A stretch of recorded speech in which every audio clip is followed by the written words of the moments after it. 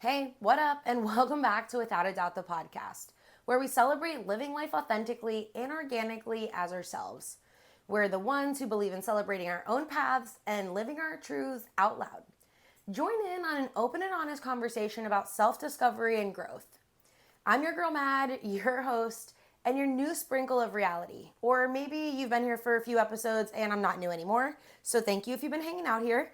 I'm here to remind you that it's okay to live life different and that you don't have to be what is expected of you, that your happiness matters. And yes, even us baddies who know this need this reminder too. I'm currently recording this in September. I cannot believe that this podcast has already gotten over 250 listens, and the 5 stars you're giving me. I could not be more grateful, so thank you so much. It is undoubtedly encouraging me to keep going, and just the messages, the IG texts, the even in-person conversations about you guys listening in has just really gotten me even more excited to record. So here we are, let's get it going. It can feel pretty lonely getting into these projects with no other coworkers or buddies that's even kind of doing this. How long am I going to be super stoked to do this project before I feel like I'm going to quit? And then I realized, and thinking about overall quitting, and I realized I am the true queen of quit. I think I even said this in a prior episode. It might have been the accountability episode. I'm really not afraid to quit or even back away from something that's just not serving me. But don't get this twisted, because I hold true to my integrity and my loyalty, but there have been a ton of projects, people, relationships, jobs, habits, and other things that I've easily quit. I really hope that this episode provides a big hug to you if you've ever felt shame, disappointed, regretful, or still think about something that maybe you quit or maybe you wish you hadn't quit. I hope that this episode also provides a little bit of glimmer into the real human experience so that you too can relate. After all, this podcast is without a doubt about our journey as being human.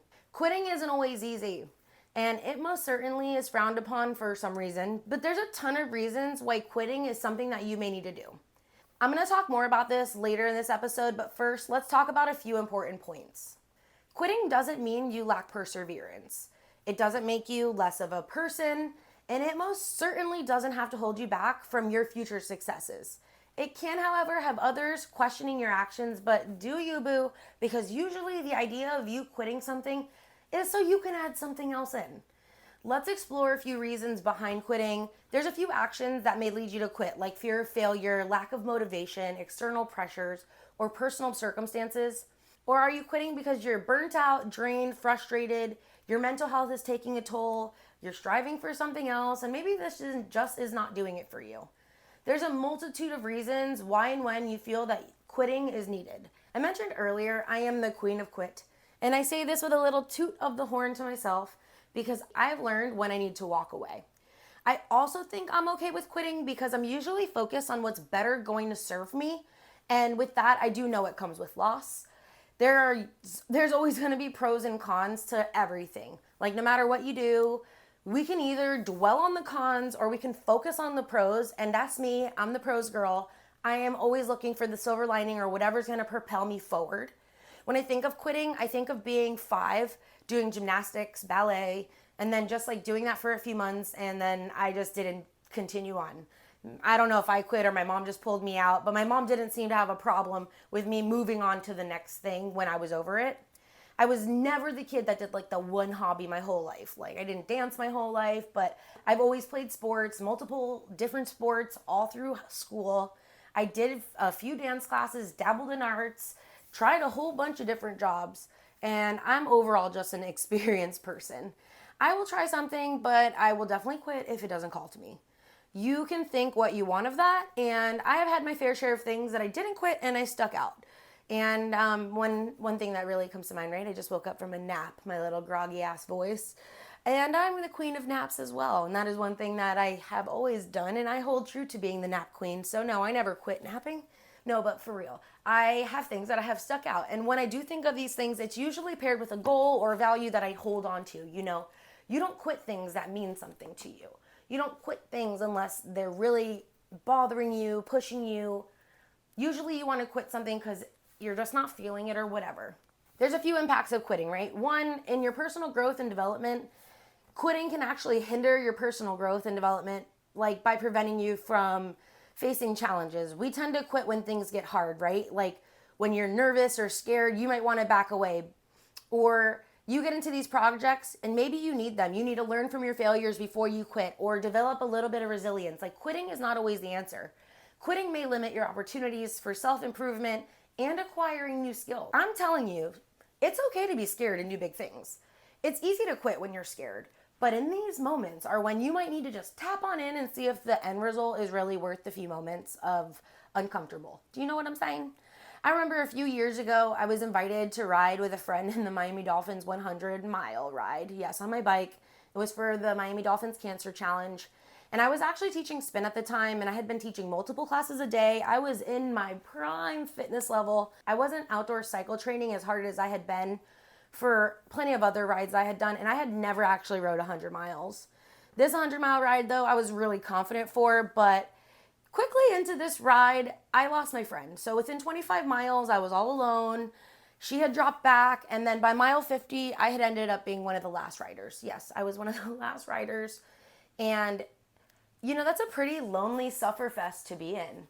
There were a lot of moments that I was like, okay, I'm the last rider. The red Corvette pace car is behind me. I can let them just scoop me up and take me to the next water station. And I was like, I don't know. I just kept on going and I suffered through it and I was alone, man. And then at mile like 60, I ended up seeing one of my clients at the time and he was doing traffic and he waved me through. And I don't know what it was, but he was like surprised to see me, but I was surprised to see him. And then it gave me a little bolt of energy. And I kept going. And that little burst of energy got me like maybe another 15 more miles before I broke down into a loneliness, pity, party, cry fest. Yeah, but then a guy from Puerto Rico somehow caught up to me from this ride. He must have been behind as well at another, I don't know. He happened to find me, got lost, and he rode for me for about 10 miles until we got to the next water station, and he really kept me out of that quit zone. And then during that ride, the third leg of that, I had a friend. She was way ahead of me at the time, and she actually crashed, and unknowingly to me at the time, I watched her get picked up into the ambulance, but I didn't know that was her. It was just like another reminder when I watched that person get picked up that like I needed to keep going, like that I was healthy. The goal was to finish. I really just wanted to finish. So I did finish that race, you know. I had an end goal. And it was a truly phenomenal feeling. All the tears, the sufferfest, the pity party, it was worth it. And I learned in those moments of suck that I could do hard shit by myself. I was like adding a little notch into my confidence belt. And I think sometimes, like, I think to myself, I could have quit that, but I didn't. And I fucking rocked out. Do you ever think of something that you stuck out and you're just so proud of for not quitting? Usually the end goal is going to be something so valuable to you and meaningful. I really do think that you need to ask yourself, like, is this really something that I can follow through with? Can I make myself a promise and hold true to that for myself? For me, when I was finishing that bike ride to prove myself that I was stronger than my mind, I was stronger than my excuses, and I could put one foot in front of the other to pedal the fuck out of that race. I have plenty of races I have not finished, pulled out of, and in those quitting moments, I decided not to finish. A lot of those times were just like weak-minded moments. And even the fact that I was just burning out my body. I mean, yeah, maybe I needed to quit at those races, who knows? But a lot of the races, they just didn't tie to an end goal, and I really, truly wasn't committed at the time. A lot of times what happens if you're not finishing these things or you're not accomplishing these goals, you'll end up with feelings of regret and self-esteem. Feelings of regret and self-esteem also happen when you quit, which can decrease your self-esteem, your self-belief, and just overall belief of your self-worth. Like you might question your abilities, feel disappointed in yourself, or experience a kind of sense of failure. Feelings of regret and self-esteem happen when you quit as well, which can lead you down a road of lower self-esteem, lower self-belief, and just overall lower value of your self-worth. Like you might end up questioning your abilities, feel disappointed in yourself, or maybe experience a sense of failure. That does happen when you quit. And I think about this mostly when I was doing another bike ride. This was prior to the 100-mile one, and it was only 60 miles. And it was for charity, and I think I got maybe 30 miles in, and I had called my mom. I was like, can you just pick me up? And I never finished, never crossed the finish line. And truth be told, I was dead ass alone on this ride, zero support. And my knee pain, like I was having horrible knee pain at that point in my life. I was just beating up my body. I was in total workout burnout mode and trying to lose weight and all of the things. But I remember when my mom picked me up at McDonald's, we went to breakfast, and after, in that whole day, I just felt like a failure. And I felt like a failure because I allowed myself to quit. And she told me that didn't matter, that, you tried, that you attempted. And out of the numerous rides that I've done, this one probably sits heaviest on my mind because I quit on myself. But what if I didn't? Maybe I would have ended up pushing an injury and had an actual tear in my knee. Maybe quitting was a universal sign for me that I needed. I quit, but I guess I'll never know. But I did learn something that day, and I did learn that I could swallow my pride and let someone else come save me, which is really hard for me. I didn't actually even do a lot of rides after this for a while because my confidence level just took a shit, especially in cycling, even though I was still teaching spin and doing all the fucking things.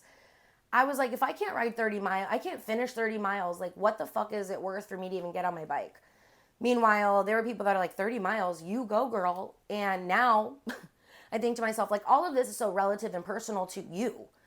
Why and when you quit, how it affects you. It's like almost 8 years later, I think, damn, girl, I can't even tell you the last time I rode 10 miles. So you go, girl, that you got 30 miles in and called your mama. So just reflecting, I still do think like, I should have tried to finish, but you know what? Can't go back and change that shit. I basically quit cycling due to a number of reasons, but mostly due to a bad road rash accident that was not cycle involved, but a reckless day out with a drunk friend. And a lot of people at the time actually did think that I got in a cycling accident, which is kind of wild. My friend at the time didn't take accountability. I don't know why I didn't talk about that in my accountability episode, by the way. Go check that one out. But anywho, I actually got in a bad road rash accident. It kind of put this fear in my mind where I wouldn't want to fall off my bike. And a few people that I knew in the cycling community passed away, got hit by drivers, and I don't know, a whole bunch of self-doubt, fear. Things crept into my mind, and I've stopped cycling on the road since. So, and that accident with the road rash actually left more than a scar on my body. I couldn't work for like over 2 months, but more than that, it also left a really hard scar on my relationship with my friend. When you think about things, you think about quitting things, you think about friendships, it's okay to quit friendships too. You hear me talk about all my biking things and how I fell out with the road rash and stuff, but I was actually 1 week out from doing a half Ironman, which is a 1.2 mile swim, a 56 mile bike, and a 13 mile run. Yeah.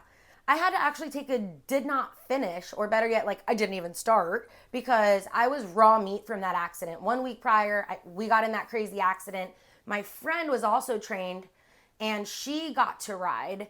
And I remember she actually like messaged me and told me that I would have hated the hills.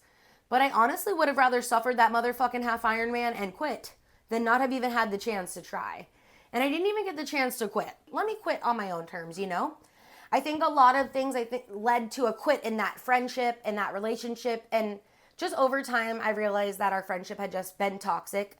I quit friendships. I quit things that do not serve me. And I think for me, it's when you quit things, of course, it's going to be hard. It's going to lead to loss. And quitting applies to so many things, relationships, values, all of the things are going to impact your future.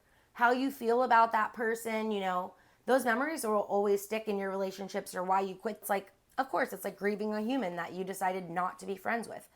So I definitely think it's important that people take into consideration when you are quitting. At the end, is it better for you? Is it something that you need to do to put yourself in a better place? And I think that's really important.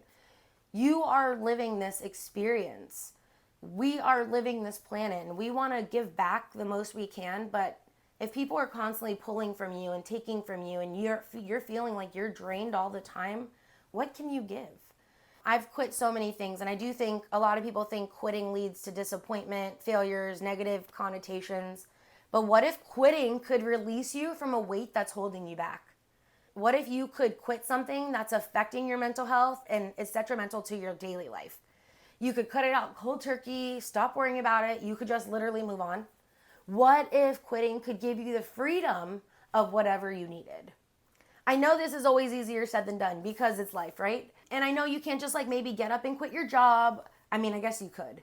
You can always find another job, right? But then is it going to pay your bills? Would quitting be beneficial to your situation right now, or is it going to make it worse? This is such a go around topic and truly relative to you and whatever you're up to. I think it's really important that you're analyzing the pros and the cons. Sometimes you have to go out quitting the classy way, like with a career work, so you can keep your references. You can quit with respect and honesty, and you can walk away from something without burning bridges. But let me remind you, you quit on your terms, do your thing your way, whatever. I think it's more along the lines of quitting with rational thought. Are you upset and not making any sense? Are you mental masturbating for months, years about the said issue, and you want to quit and you decided you have to for your sake? Are you living every day as you? And if you're not doing these things that are helping you build a dream life, you may need to quit that shit. You might have to wait for that right time. Quitting doesn't have to be irrational, it doesn't have to be negative, and it doesn't have to leave you feeling shamed. Quitting something in life can be an incredibly challenging decision to make. It does take immense courage to step away from something that no longer serves us, whether it's a job, relationship, lifelong dream. However, quitting is not always synonymous with failure, and in fact, it can often lead to newfound opportunities and personal growth. It's vital to recognize that quitting is not always the easy way out. It requires a great deal of self-reflection and introspection to come to the realization that the paths that we are on may no longer align with our values, goals, or happiness. Transitioning away from something unfamiliar can be uncomfortable. I get it. And it can totally be so unnerving. But it's through the discomfort that we can truly evaluate the choices that we're making, and we can make room for a more fulfilling life. I always say you've got to empty something off your plate in order to make some room for more. And it's important to note that some of us may need to quit more abruptly than others. Cutting ties and moving on swiftly might be more your style, and others might need to take a more gradual approach. Slow easing out of the situation, however you need to do it to navigate the next steps. The point is, quitting isn't black and white. It's not a one size fits all. Rather, it's just a reminder that you do have a way out. Leaving you with this, embrace the power of quitting, for it can be a catalyst for personal growth, happiness, and a way more authentic life journey, which is the ultimate goal. Next episode, we hit part 2 with my friend Susie, and she shares her story about anorexia. We're going to discuss eating disorders and personal stories. I'm actually editing through that footage, and all I kept saying was food disorders. And I'm like, what the F, Madison, get it together. But real life, realizing, and I can't believe I'm moving into all these episodes. I'm grateful you're here. I would love to hear what you think. Maybe share something that stuck with you. You can drop it in my DMs, my inbox, send me a text message. Give your girl a 5-star review and connect with me on Instagram and on YouTube at Without a Doubt the podcast. Thanks for being here. Without a doubt, you are a badass. Don't you forget it. I'll see you on the flip side. I'm your girl Mad.